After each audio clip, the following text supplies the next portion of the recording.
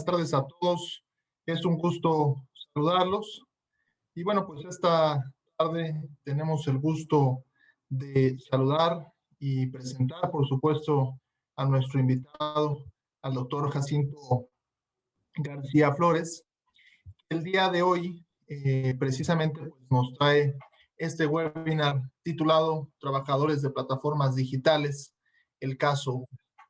Pero antes de iniciar, quiero presentar al doctor Jacinto García Flores. Él es licenciado, maestro y doctor en el Derecho del Trabajo por la Facultad de Derecho y Ciencias Sociales de la Benemérita Universidad Autónoma de Puebla. También es maestro en Prevención, Seguridad y Riesgos Laborales por EP de México. Cuenta con el diplomado del curso México, Globalización, Impactos Territoriales y Perspectivas de Desarrollo por la Universidad Complutense de Madrid, con la Benemérita Universidad Autónoma de Puebla.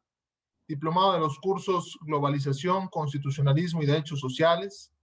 Especialización para expertos latinoamericanos en relaciones laborales y las dimensiones individual y colectiva de las relaciones laborales en los inicios del siglo XXI, impartidos por la Universidad de Castilla-La Mancha y Bolonia en Italia. Además, el doctor Jacinto García Flores ha recibido algunas condecoraciones. Es el caso de la medalla Dr. Osvaldino Rojo Lugo por la presidencia de la Junta Directiva Internacional de la Asociación Iberoamericana del Derecho del Trabajo y la Seguridad Social, Dr. Guillermo Cabanelas. Además, ha recibido la Orden Rodolfo Sandino Argüello, otorgada por la Asociación Nicaragüense de Derecho del Trabajo y de la Seguridad Social, así como el grado honorífico de profesor invitado por la Universidad Politécnica de Nicaragua. Es docente a nivel licenciatura desde 1985 y posgrado en la Facultad de Contaduría Pública de la Benemérita Universidad Autónoma de Puebla, en la que también ha sido secretario de Investigación y Estudios de Posgrado, coordinador del Centro de Investigación y director de la revista Numerci.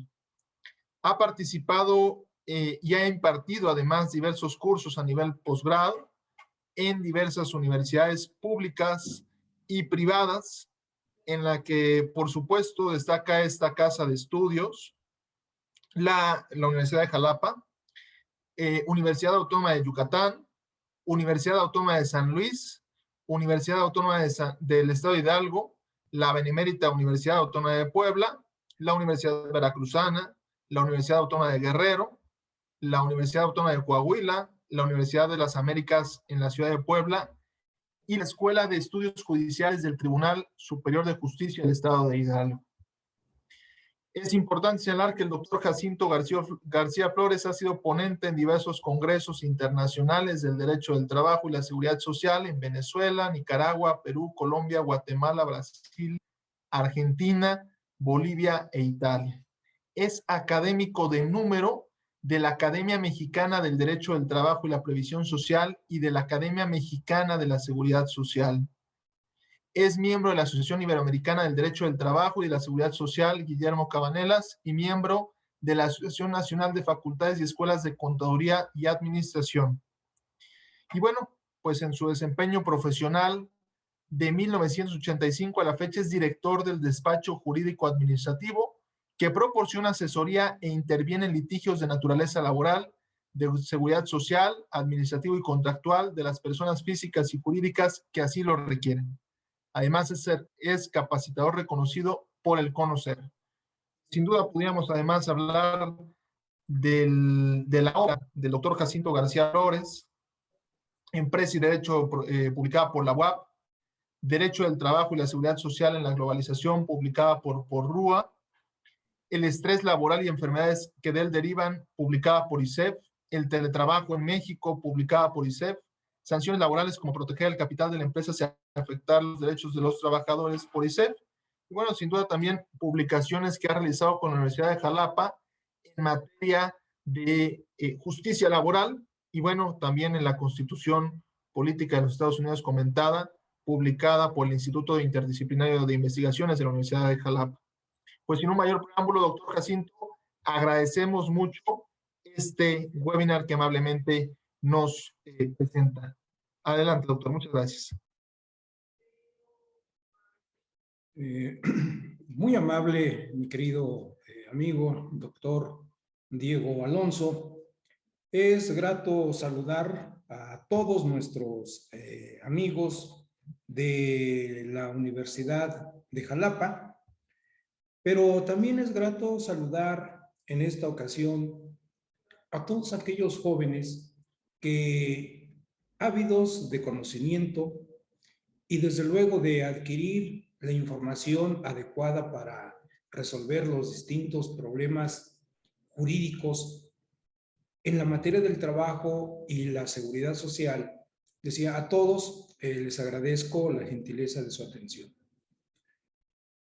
El tema que me voy a permitir exponer es un tema actual, un tema que evidentemente a todos nos llama a la reflexión, pero en particular a quienes se ven obligados por distintas causas a prestar sus servicios bajo el esquema de trabajadores de plataformas digitales.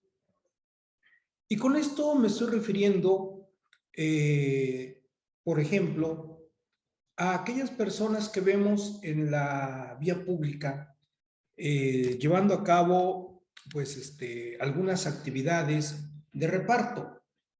Es decir, estoy refiriéndome, por ejemplo, a las personas que prestan servicios para Rapid, para Uber Eats y un sinfín de personas, ¿verdad?, que pues los vemos de manera cotidiana. Es cierto que platicar de este tema, decía, además de vanguardista, de novedoso, nos va a obligar a todos a reflexionar acerca de qué tipo de relación es la que se ha entablado entre todos y cada uno de estos trabajadores en 4, en 3 o en 2 ruedas. Al decir 4 me estoy refiriendo a un automóvil, al decir 3 me estoy refiriendo a una motocicleta, a un triciclo, y al decir 2 me estoy refiriendo a una bicicleta. Bueno, pues las personas que prestan sus servicios haciendo uso de estos, de estos medios de transporte y que han sido contratados, decía, por las distintas plataformas, Uber, Cabify, Didi, etcétera. Bueno, ¿qué tipo de trabajadores son? Para llevar a cabo esta plática, pues permítanme compartir con ustedes este material. Material que desde luego, déjenme compartir y poner en la plataforma. ¿Sí lo pueden ver, jóvenes? ¿Pueden ver esta diapositiva que ya se está proyectando? Sí, yo sí, doctor. Sí se ve. Muy amable, gracias, gracias. El tema entonces que yo me he permitido poner a consideración de ustedes, lo he titulado Trabajadores de Plataformas Digitales, el caso Uber. Pero con este tema no solamente se va a abarcar el caso Uber, sino todos y cada uno de los distintos, de las distintas plataformas que vamos a encontrar de manera cotidiana. Para esto, déjenme decir algo que todos sabemos. La ciencia y tecnología en este momento ha adquirido dimensiones inusitadas que ni en las películas de ciencia ficción del siglo anterior se habían plasmado. Es cierto que en el siglo anterior, siglo XX, las películas futuristas imaginaban o nos planteaban un escenario, pues en ocasiones hasta dramático, donde podíamos ver autos voladores, por ejemplo. Podíamos ver que una persona podría proyectarse de manera digital. Y bueno, pues eso, además de ser realidad ahora, se está superando. Quiere decir entonces que la ciencia y la tecnología son las responsables de estos avances que estamos señalando. En el siglo XX, a partir de la segunda mitad, hemos sido testigos de la creación y de la existencia y el desarrollo del Internet. Gracias al Internet, estamos viviendo la tercera revolución industrial. Pero también gracias al Internet, todas y cada una de las actividades que desarrollamos se han transformado de una manera, repito, que ni en las películas de ciencia ficción del siglo pasado se habían visualizado. Hoy el Internet está en todo. Y el ejemplo más sencillo, esta plática que estamos sosteniendo a través de estos medios tecnológicos de la información y la comunicación, bueno, pues se basan en el Internet. En el siglo XX, claro, se había ya visualizado que la educación en muchos casos iba a ser de esta manera. Pero nunca nos imaginamos que en tan solo un año, marzo 2020 a marzo 2021, esto se convirtiera en realidad y fuera más allá de lo que se había planteado en ese siglo anterior. Pero hoy, ustedes y yo, además de vivir en carne propia la tercera revolución industrial, ya nos hemos incorporado en buena medida a la cuarta revolución industrial. Y en esta, la inteligencia artificial, jóvenes, cobra presencia de una manera tal que poco a poco nos empieza a desplazar en muchos aspectos. No solamente en los procesos productivos vemos la inteligencia artificial, no solamente en el almacenamiento de datos, en nuestras computadoras, y en otros aditamentos donde precisamente está presente esa inteligencia artificial.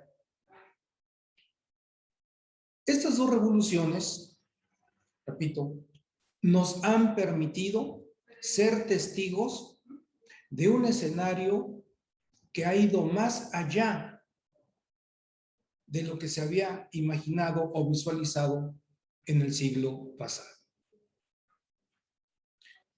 Pero todo esto también tiene efectos en el marco jurídico de todos los países, no solamente de México, de todos los países.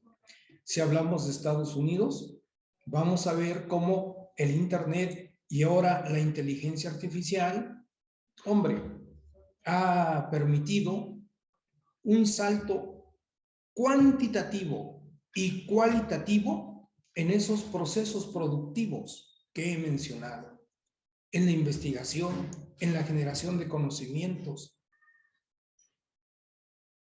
Y en el caso México sucede lo mismo. Claro, podemos hablar de muchos países, no solamente en América Latina, Argentina, Brasil, Colombia, Uruguay, Chile, Perú, Venezuela, sino podemos hablar también en la Unión Europea.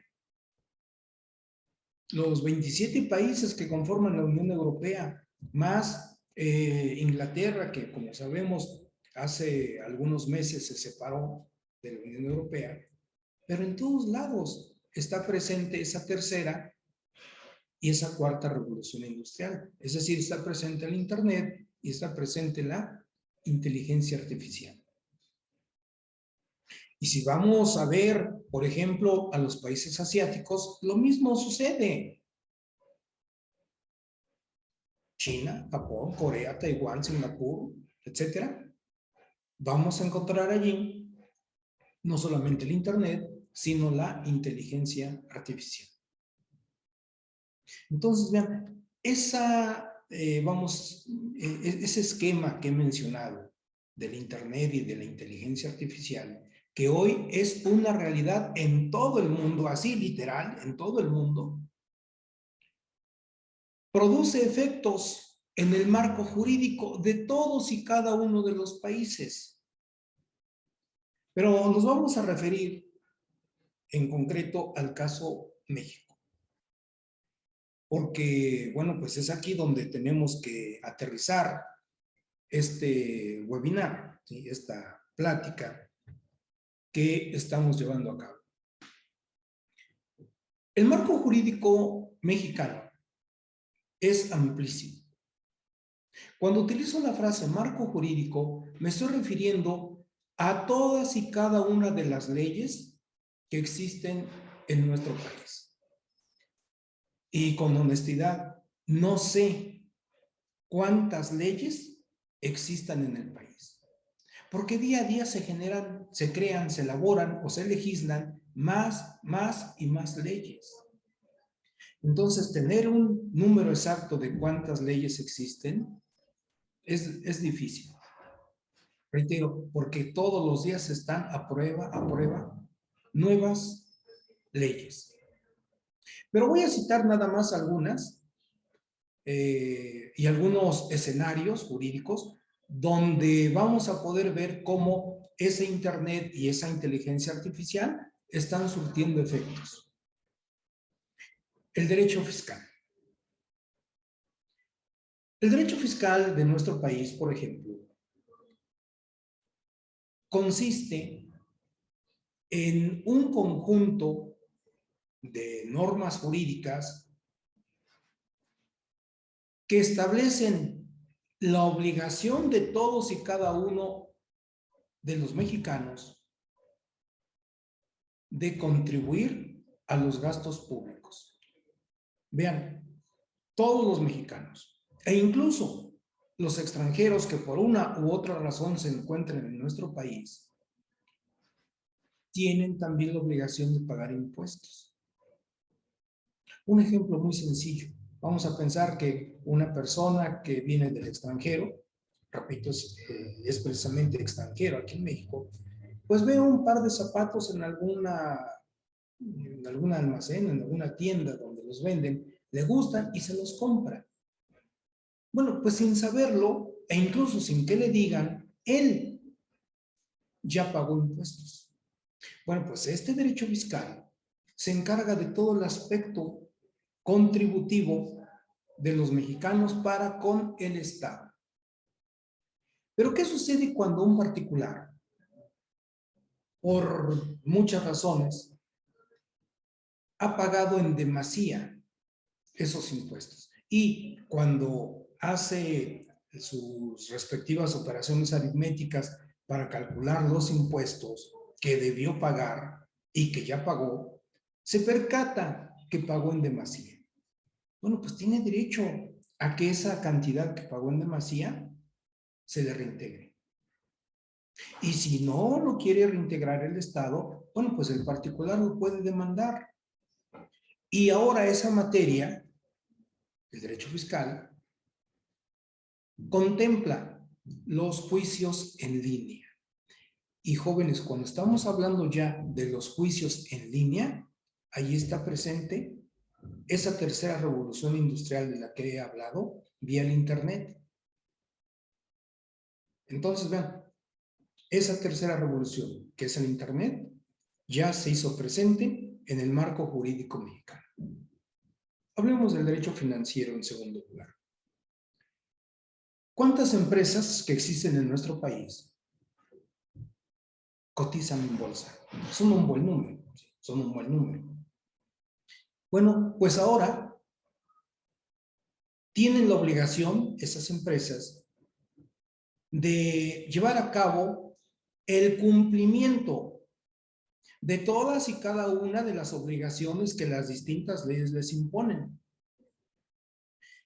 Y ahora en ese derecho financiero encontramos una figura que pues más o menos hace 20 años empezó a aplicarse con mucha fuerza, el compliance. No es otra cosa más que el cumplimiento de nuestras obligaciones, claro, desde el punto de vista bursátil ahora. Bueno, pues para cumplir con esto, también nos basamos en gran medida en el Internet y en la inteligencia artificial. Entonces vean cómo dos materias que he mencionado, derecho fiscal, derecho financiero, nos dan la oportunidad de utilizar las tecnologías ya referidas, el Internet y la inteligencia artificial. Si vamos a hablar también del derecho penal, bueno, pues los delitos contra la propiedad industrial, a manera de ejemplo. Bueno, muchas veces cuando nos encontramos en este escenario de delitos contra la propiedad industrial, significa que alguien está violentando, está desconociendo los derechos de otra persona a la que le causa daños económicos y evidentemente la persona que comete el delito pues se ha convertido en un delincuente. El ejemplo clásico, la piratería. Allí se está atentando contra esa propiedad industrial y esa propiedad intelectual además. El derecho societario también está permeado por estas tecnologías de la información y comunicación, es decir, el Internet y la inteligencia artificial. Antaño, para llevarse a cabo una asamblea de accionistas, por ejemplo, en una sociedad anónima, era necesario que los accionistas estuvieran presentes, o bien que alguna persona que lo representara estuviera presente en dicha asamblea. Hoy ya no es necesario. ¿Qué sucede si en la Ciudad de México en este momento se está llevando a cabo una asamblea general extraordinaria de una sociedad anónima? Y resulta que un accionista se encuentra en Londres, otro accionista se encuentra en Japón. Bueno, no pueden estar presentes, pero vía el Internet pueden no solamente estar en esa asamblea, sino pueden emitir su voto aprobando o rechazando alguna de las decisiones que se estén tomando en esa asamblea. Pero ahora lo vamos a aterrizar en el caso del derecho del trabajo. El 1 de mayo de 2019, hagamos números, estamos hablando de hace 2 años, con 2 meses, fue reformada la Ley Federal del Trabajo. La Ley Federal del Trabajo es un documento que le ha sido aplicado a los trabajadores por parte de las empresas y también a las empresas, desde luego, ahora por parte del Estado, para regular esa relación laboral. Y esta Ley Federal del Trabajo existe desde el año 1931. En ese año es publicada la primera Ley Federal del Trabajo, de la cual gozaron seguramente nuestros bisabuelos o tatarabuelos. En 1970 es reformada esa Ley Federal del Trabajo. Y esa Ley Federal del Trabajo ya fue gozada por nuestros padres y por nuestros abuelos. Pero ahora nosotros, cuando estoy hablando de nosotros, me estoy refiriendo a estos jóvenes, digamos de 20 años de edad, en adelante, que ingresan a trabajar a una empresa. Bueno, pues a ellos se les va a aplicar esta reforma que se ha hecho a la Ley Federal del Trabajo. Y en esta Ley Federal del Trabajo vamos a encontrar ya las figuras que en los últimos años se han hecho presentes,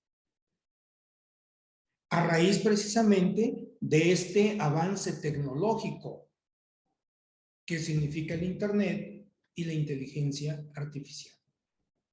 Por ejemplo, y además es un tema que en este momento se está discutiendo en el sentido de los efectos que produce.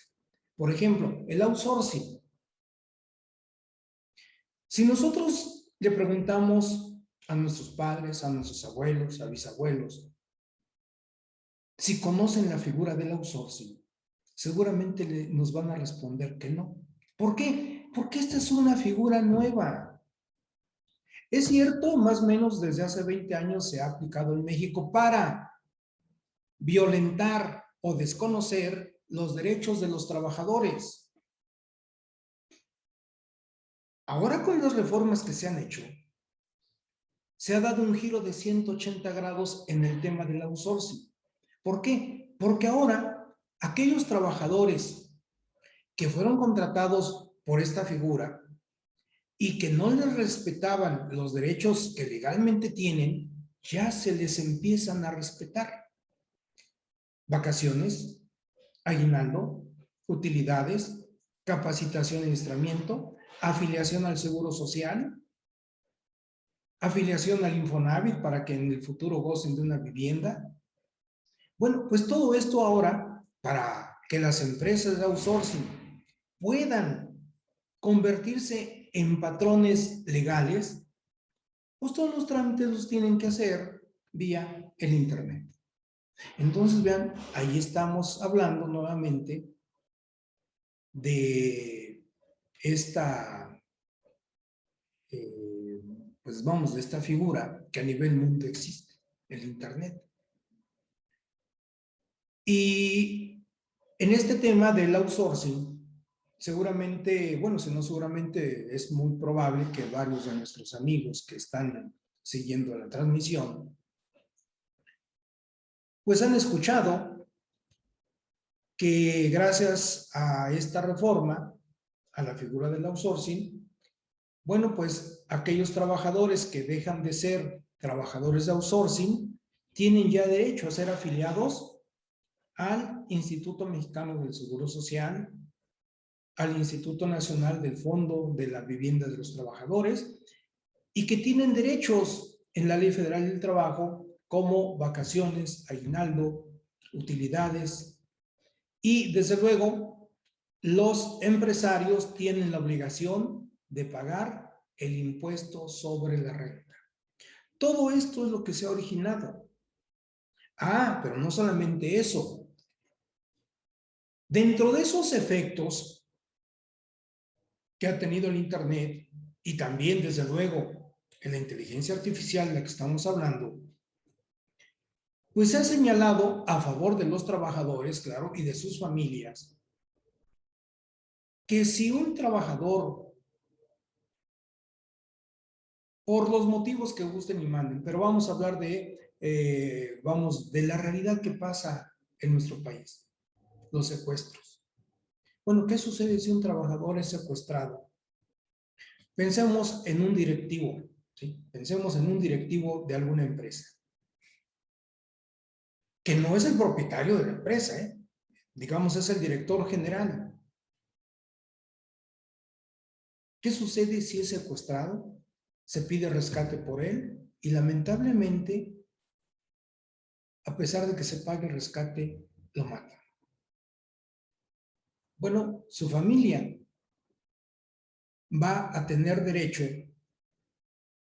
a cobrar todos los derechos que le correspondían a ese trabajador que fue secuestrado y muerto, lamentablemente. Ah, pero no solamente eso. En esta reforma, donde vuelvo a repetir, hace acto de presencia muy importante el Internet y la inteligencia artificial, encontramos también la igualdad sustantiva de hombres y mujeres. No solamente queda en el discurso de que hombre y mujer somos iguales ante la ley, no. sino además de ser iguales ante la ley, tenemos los mismos derechos y obligaciones laboralmente hablando, en el ámbito de la seguridad social, en todos los aspectos laboralmente hablando. Y también, como ya mencioné, los trabajadores tenemos derecho a participar de las utilidades de las empresas. Pero esta tecnología también ha incidido en ese marco jurídico mexicano y en particular en el derecho del trabajo para que se regule el trabajo que desarrollan las personas denominadas trabajadoras del hogar. Y al hablar de trabajadoras del hogar, no solamente se está refiriendo a la mujer, también habla del hombre. En los últimos años, hubo mucha inconformidad de los trabajadores contra los sindicatos y contra los líderes sindicales, porque no los representaban. Y entonces, ahora, en virtud de la reforma hecha a la Ley Federal del Trabajo, repito, para que esos trabajadores realmente participen en la vida sindical, se les concede el derecho a emitir su voto personal, libre, directo y secreto.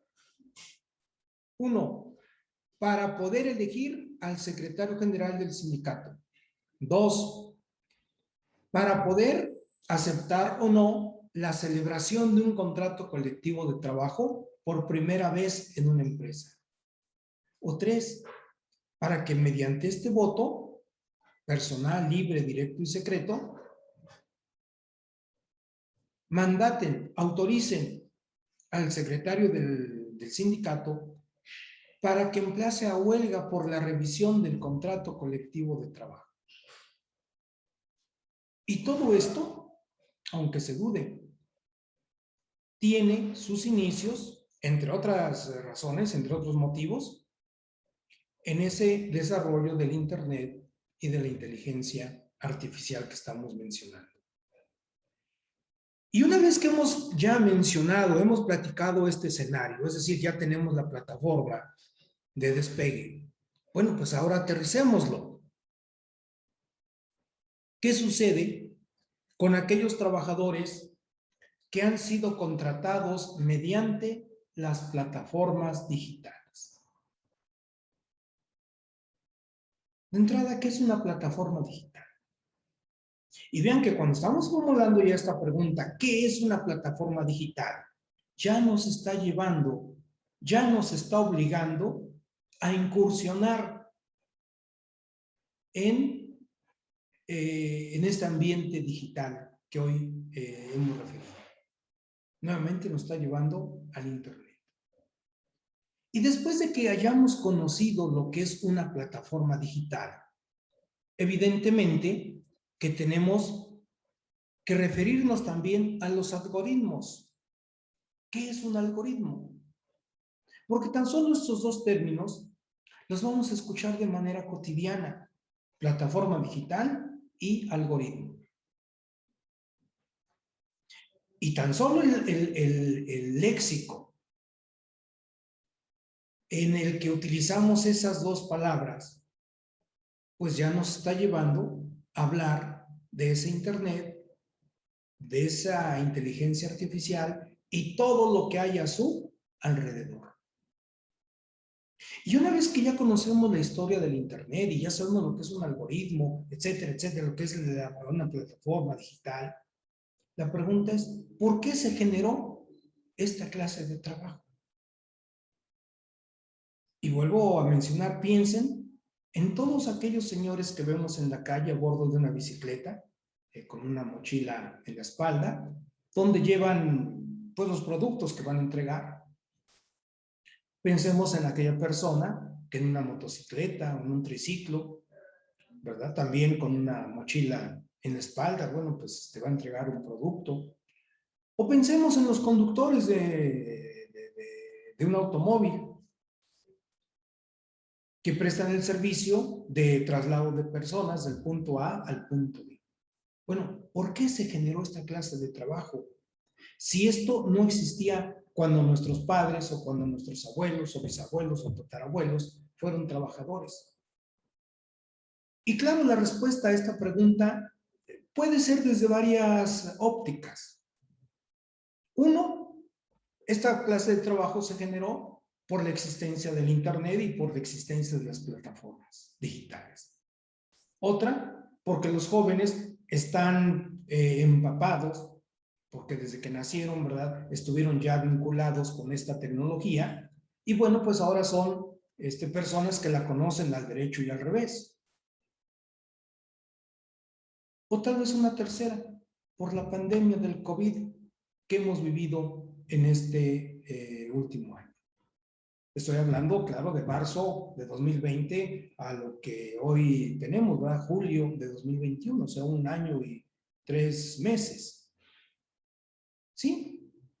Esas 3 respuestas son válidas y a lo mejor de esas 3 surgen más respuestas. Evidentemente que todas son válidas. Entonces, hay una razón, ¿sí? Pero no perdamos de vista que nuevamente se hizo presente el Internet y la inteligencia artificial. Ahora bien, después de que ya me he referido a estas personas que a bordo de una bicicleta, de una motocicleta o de un automóvil prestan este servicio, surge otra pregunta. ¿Las personas contratadas mediante plataformas son trabajadores reconocidos por la ley? Esto nos lleva a estudiar nuestra Ley Federal del Trabajo. No pierdan de vista, y recuerden, la última materia que mencioné en estas diapositivas es esta, el derecho del trabajo. Bueno, entonces llegamos aquí. ¿Las personas contratadas mediante plataformas son trabajadores reconocidos por la ley? Y cuando nosotros consultamos el texto de nuestra Ley Federal del Trabajo, vamos a encontrar el trabajo de los trabajadores domésticos, o del hogar, perdón. Vamos a encontrar al teletrabajo. Vamos a encontrar al reparto de utilidades, que ahora cambió la forma de calcular a ese reparto. Vamos a encontrar la figura del outsourcing. Pero no vamos a encontrar, jóvenes, ningún artículo que aluda a los trabajadores que han sido contratados a través de las plataformas. Y entonces, si nosotros, así de manera empírica, hiciéramos una encuesta de cuántas personas más o menos hay en cierto municipio, en cierta ciudad o en todo el país, trabajando bajo este esquema, nos vamos a sorprender. Son un número bastante grande. Claro que cuando platicamos con alguna de estas personas, nos van a dar su opinión, desde luego, y vamos a encontrar puntos a favor y puntos en contra. Por ejemplo, puntos a favor, nos dicen, bueno, es que yo aquí trabajo nada más durante el tiempo que tengo libre. O sea, no estoy aquí todo el tiempo. Otro punto a favor, dicen, oiga, pues es que yo no tengo que andar buscando, porque a mí simplemente me contactan vía la plataforma y me dicen a dónde debo ir, qué productos entregar o a qué persona trasladar del punto A al punto B. Dice, yo no tengo que andar buscando, a mí me dicen dónde tengo que ir. Puntos buenos. Nada más que si vamos a ver los puntos malos, por decirlos de alguna forma, pues encontramos que el patrón, llámese el nombre que ustedes quieran, ¿sí? Uber, Didi, Rappi, Globo, etcétera, ¿sí? Ese patrón no les paga la gasolina. Ese patrón no les paga un salario como tradicionalmente lo conocemos, sino que les va a pagar un porcentaje de la cantidad que cobre al usuario del servicio. Pero, bueno, eso por allá. Además, penalizaciones. Si un trabajador es contactado por la plataforma y le pide que lleve a la persona a una colonia que está a 5 kilómetros de distancia, por ejemplo, y ese trabajador dice no, bueno, pues señores, hay una sanción que de entrada es una llamada de atención. Después puede ser una suspensión. Y la más drástica, que unilateralmente la plataforma lo desconecte. Es decir, que ya no lo llame, que ya no le siga dando ese trabajo. Y entonces imagínense esa persona que dijo, no, el día de hoy no puedo ir a dejar a ese cliente a 5 kilómetros de distancia, hoy no voy. Imagínense, repito, que lo desconecten. Y al día siguiente él llega y dice, bueno, pues ya estoy aquí, ¿verdad? Está en su casa y está esperando que la plataforma lo contacte. Y no lo contacta. Y pasa uno, pasan dos, pasan 5, una semana. ¿Sí? 5 días, una semana. Y no lo han contactado. ¿Qué derechos tiene? Vean, entonces, que al no estar reconocidas estas personas por la Ley Federal del Trabajo, en el caso México, como trabajadores, pues prácticamente no tienen derechos y tampoco obligaciones desde el punto de vista legal. ¿Sí? Tienen obligaciones al ser contratados, como es respetar, quiero decir, obligaciones como es, por ejemplo, dar un buen trato al usuario del servicio, llevarlo al lugar de destino, percatarse que efectivamente llegue a ese lugar, en fin, una serie de obligaciones. Pero derechos, el único derecho que tienen es recibir un pago, pero un pago que consiste nada más en un porcentaje de la cantidad que la plataforma le cobra al usuario del servicio. ¿Y quién creen que calcula esos pagos? ¿Quién creen que traza la ruta del punto A al punto B? ¿Quién creen que le dice al trabajador, oye, repórtate a tal domicilio para que allí recojas a la persona? Todo eso lo hace la plataforma, o sea, la inteligencia artificial.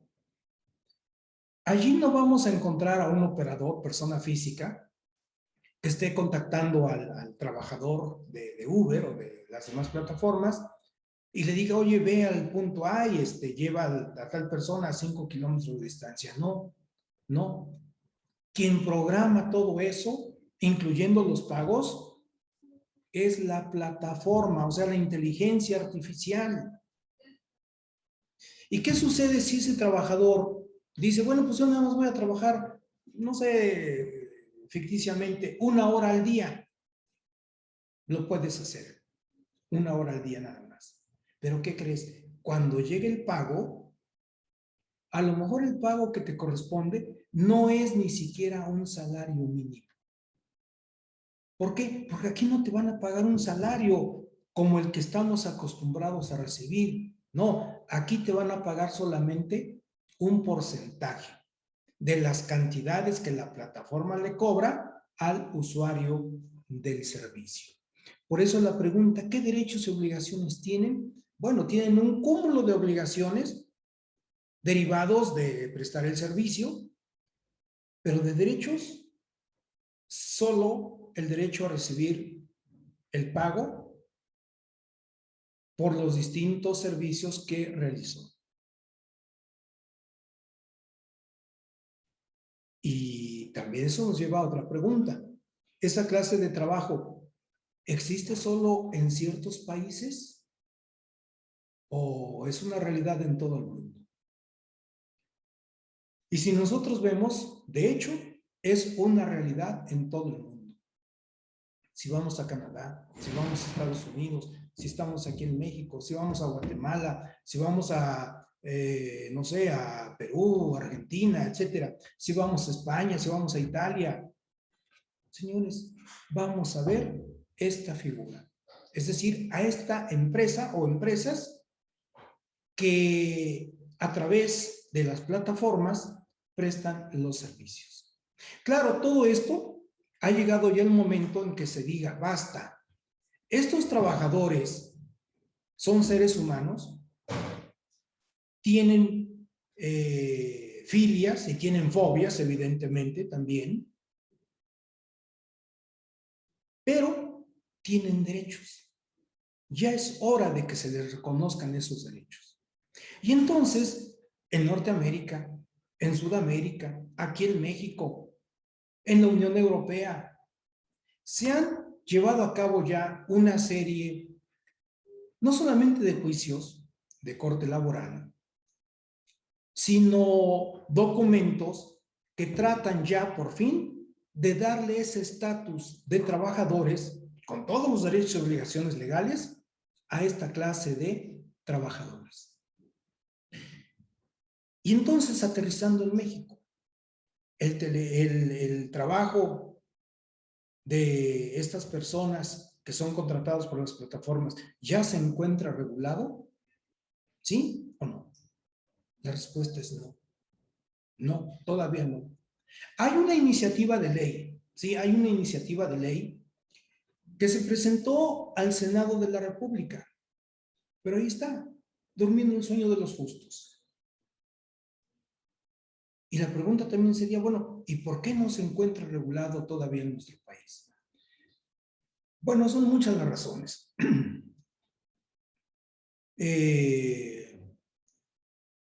No solamente son razones de índole jurídica, no solamente son razones de concientización de los trabajadores y de los patrones que laboran a través de estas plataformas, sino otros muchos aspectos. Y desde luego, si no está regulado, pues hay que regularlo ya. Y allí es donde interviene ahora precisamente el papel protagónico de la Universidad de Jalapa. Como todos sabemos, la Universidad de Jalapa es la universidad número 1 en el sector privado de ese bello estado de la República en ofrecer una serie de estudios a nivel maestría y a nivel doctorado vanguardistas. Los planes y programas de estudio que tienen son envidiados por otras instituciones. La planta académica que tiene la Universidad de Jalapa también es de primer nivel, reconocido local, nacional e internacionalmente. Entonces, jóvenes, si ustedes toman la decisión certera y atinada, desde luego, de inscribirse a la maestría, en este caso en Derecho del Trabajo, que oferta la Universidad de Jalapa, créanme que no se van a arrepentir. Va a ser la mejor opción que ustedes van a escoger para estudiar una maestría. ¿Por qué motivo? Bueno, como lo podemos ver en esta diapositiva. Porque conocer este tema, el de los trabajadores de las plataformas, y otros temas más del derecho del trabajo, desarrollarlos y proponer alternativas de solución, es la actividad sustantiva y substancial que la maestría en Derecho del Trabajo lleva a cabo en la Universidad de Jalapa, el cual permite a los operadores del derecho, y cuando digo operadores me estoy refiriendo a todas las personas que de una u otra manera intervenimos en esta materia. Llámese abogados que asesoran a la empresa, abogados que asesoran a los trabajadores, abogados que en su calidad de jueces o secretarios en los tribunales del trabajo que se están creando, desarrollan su actividad. O bien en la labor docente, el claustro de docentes que imparten los distintos módulos en esta maestría de Derecho del Trabajo en la Universidad de Jalapa, vuelvo a repetir, son de primer nivel, reconocidos a nivel local, nacional e internacional. Por eso señalo que al estudiar esta maestría, se le va a permitir a los operadores del derecho, ya sea a nivel público, a nivel privado o a nivel social, enfrentar los retos que actualmente y en el futuro plantea el derecho del trabajo. En México, porque aquí es donde radicamos, vivimos todos nosotros, pero también a nivel mundial. México no es una isla. Todos los países están interconectados de muchas maneras y dentro de ellas precisamente el derecho del trabajo.